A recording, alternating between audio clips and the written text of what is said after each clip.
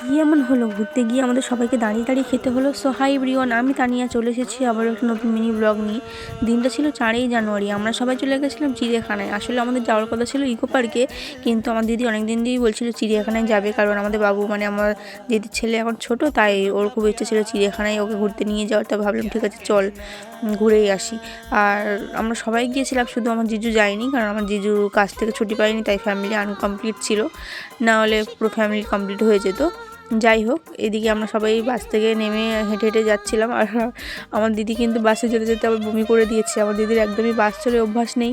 যাই হোক, এদিকে তো আমরা সবাই হাঁটতে হাঁটতে চলে গেলাম চিড়িয়াখানার গেটের কাছে। আর গেটের কাছে গিয়ে দেখি টিকিটের লাইন প্রচুর, মানে আমরা তো দেখি অবাক হয়ে গেছি। আমাদের মেন রবিবার যাওয়াটাই ভুল হয়েছে। লাস্টে আমরা ফের অনলাইনে টিকিট কাটলাম, অনলাইনে টিকিট কেটেই ভিতরে ঢুকলাম। ঢুকে দেখি তো প্রচুর প্রচুর ভিড় হয়েছে, মানে প্রায় 20 থেকে 40 হাজার লোক হয়েছিল। প্রথমে গিয়েই তো আমরা বাঘ দেখতে পেয়ে গেছি, আর এটা লাল বক না কি আমি জানি না কী বক বলে। যাই হোক, এই দুটো জিনিস দেখে আমরা খাওয়া দাওয়া করতে বসে গেছিলাম। আর দাঁড়িয়ে দাঁড়িয়ে খেতে হয়েছে আমাদের, কারণ আমরা চাদরটাই নিয়ে যেতে ভুলে গেছি। বসে যে খাবো মানে সেটাই মেন নিয়ে যেতে ভুলে গেছি। লাস্টে আমরা দাঁড়িয়ে দাঁড়িয়ে খেয়েছি, আর একটা বসার জায়গা পেয়েছিলাম, সেখানে আমার দিদি আর আমার মা বসেছিল।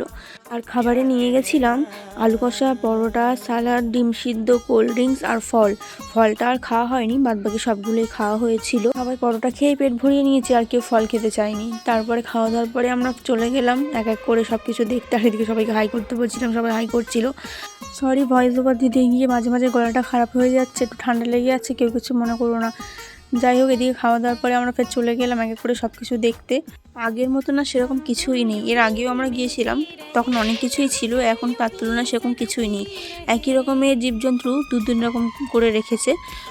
আজকের ভিডিওটা এতটুকুই। ভিডিওটা ভালো লাগলে একটা লাইক করো, আর ইউটিউব থেকে দেখলে একটা সাবস্ক্রাইব করে দিও। আর তোমাদের কোনো কিছু জিজ্ঞেস করার থাকলে কমেন্ট করতে পারো। বাই।